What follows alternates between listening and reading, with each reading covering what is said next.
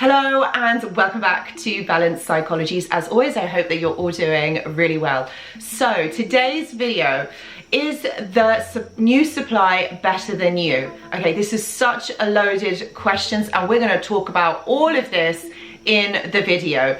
But okay, the new supply.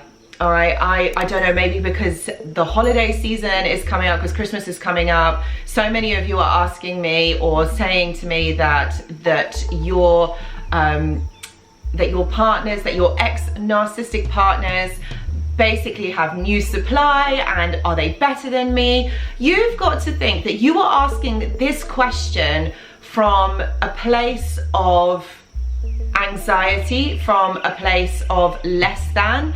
Okay, so reason why I say that is because you are asking if somebody is better than you, all right? And I'm not surprised that you guys are asking these questions, especially after, you know, you've been made to feel like this. Think about it. When you were in that relationship, they made you feel like you were less than all the time. They made you feel like you were not good enough. Since for many of you, this would have triggered you. This would have triggered those feelings of that you're not feeling or you aren't good enough. Okay, this would have been triggered from your childhood.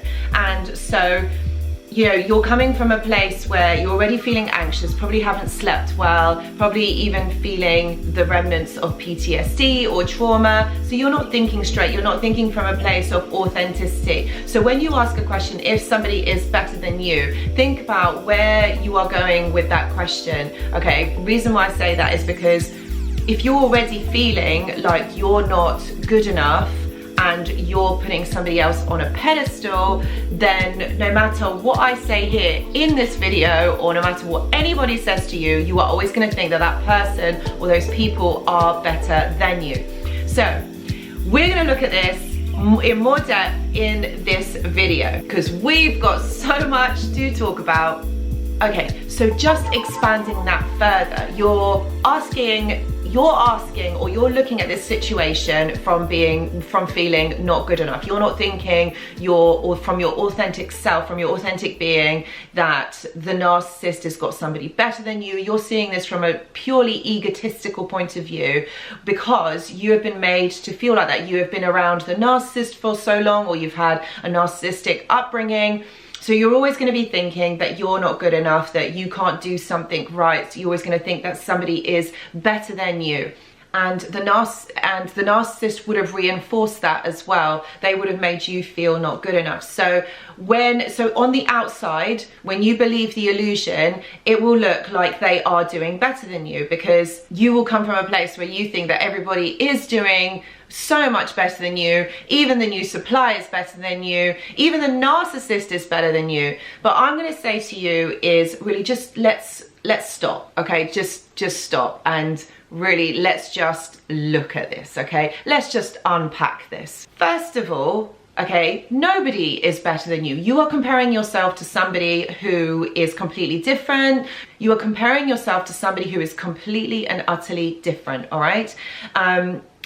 They are a different person to you. You have your qualities, even though maybe you don't see them right now, and they have their qualities. The one thing that probably you two do have in common is that you're compassionate, that you are kind, and that you believe anything that the narcissist tells you or does to you. What you have to remember is that person, the new supply, doesn't see or doesn't know what you know. So you're actually doing a lot better than the new supply. The new supply is going to go through everything that you have gone through, and believe me, they're in for one hell of a ride.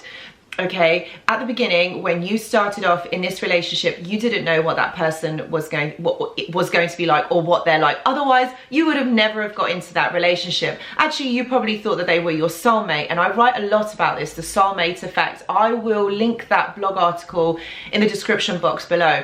So have a look, have a read, because what the narcissist is doing here is creating the illusion of the soulmate. What they're doing I'm going to explain this more in the later part of the video, but that person is really believing the illusion of the soulmate, okay, like you did at the beginning of the kind of the relationship when you were being love bombed, okay. So that person, really, if you think about it, they're being very kind, compassionate. The narcissist is molding themselves into being something that the new supply wants them to be. So the new supply is not seeing any of this. They are probably, like I said, they're probably a really nice, compassionate, patient, they're quite successful like you used to be. And I think I did a video about this as well, which I will link up here.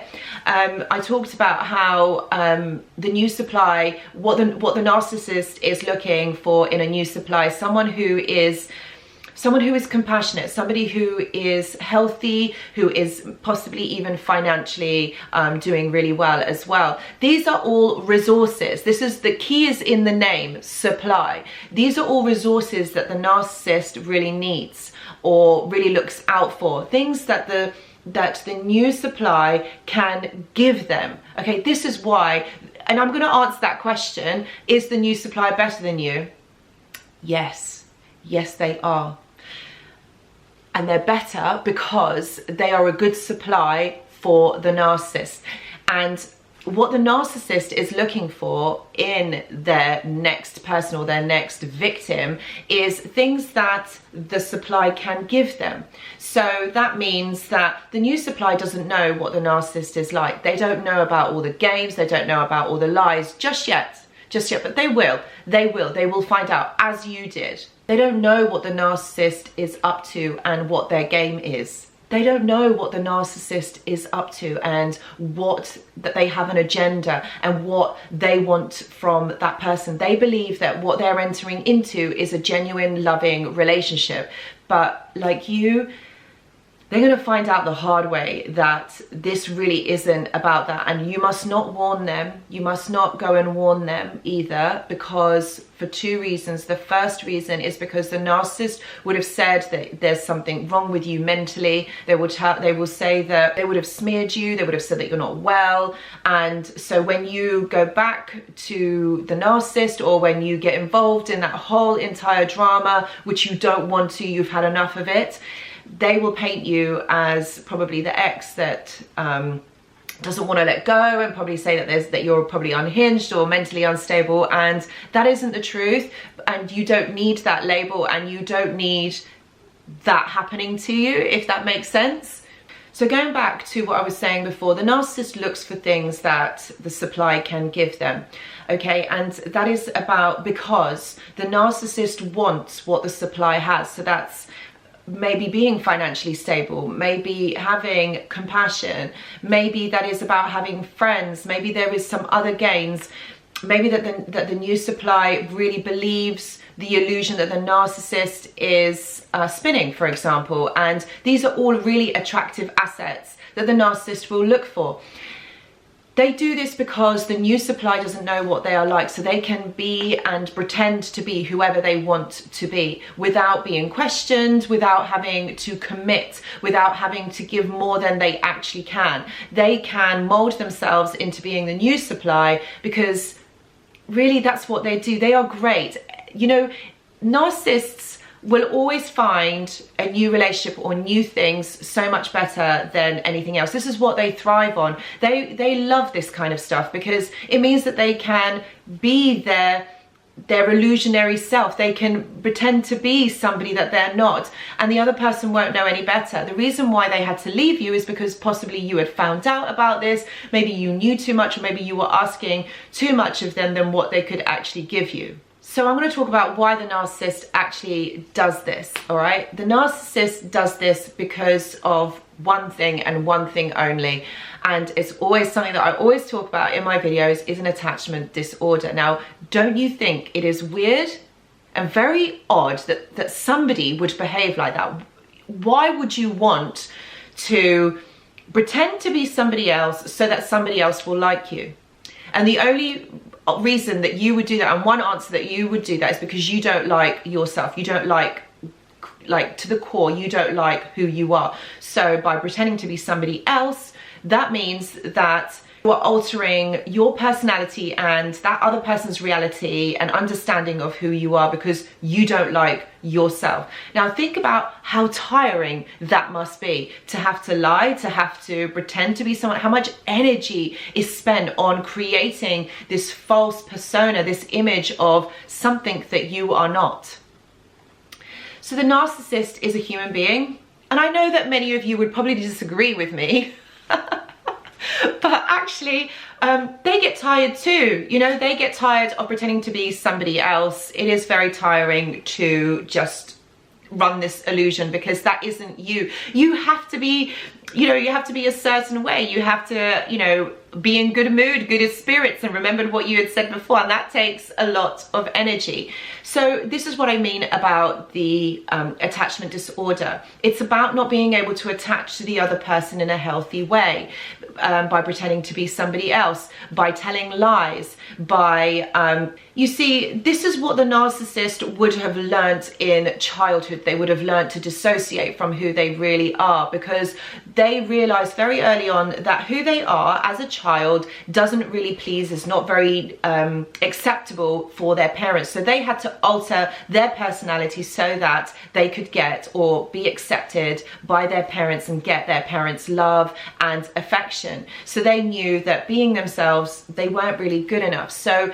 they developed this alter kind of ego state. They would have had a psychological and emotional breakdown as children, and that's where this new persona is born, or where it exists. So this is why when they meet somebody new, they will pretend to be somebody else, because they realize that if the relationship didn't work, so for example, if your relationship didn't work with the other person, that means that who they weren't really accepted. So let's change who I am and be somebody else, and let's mold myself into something that this new person will want me to be. They know that if they pretend to be somebody else, they're going to be liked. They are going to be accepted. So that means this is where this new relationship is born. This is why the new supply really believes that what they have with this person is a soulmate.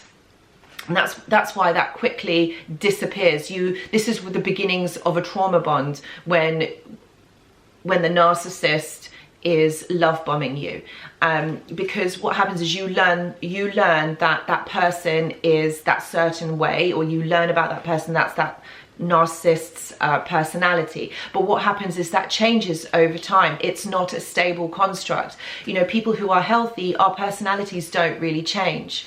But with the narcissist, this changes over time, and they become worse than what they actually are. You don't grow together as a couple. You become more and more disjointed and dysregulated as time goes on.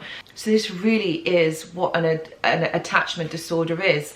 It doesn't follow the healthy kind of normal pattern of how a relationship would unfold, how you develop foundation, and then you build from that.